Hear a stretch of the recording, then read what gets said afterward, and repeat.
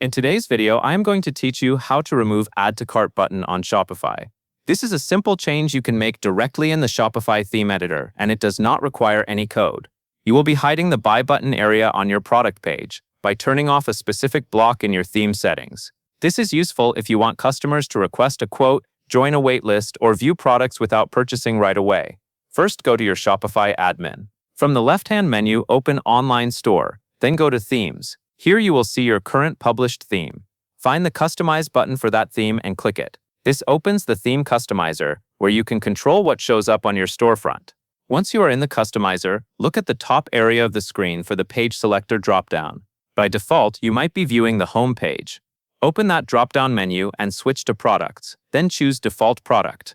This ensures you are editing the template that most of your product pages use. If your store uses multiple product templates, make sure you are adjusting the one connected to the products you care about. Now focus on the left sidebar. This is where all of the sections and blocks for the current page template are listed.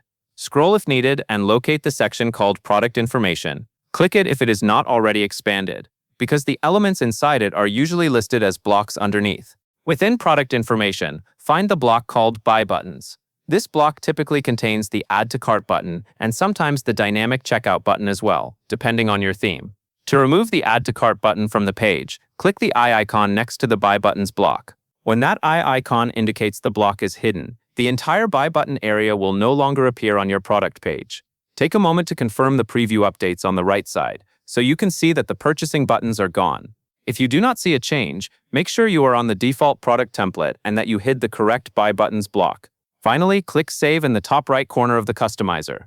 Saving is important because changes in the editor do not apply to your live store until you save them. That covers everything you need to know.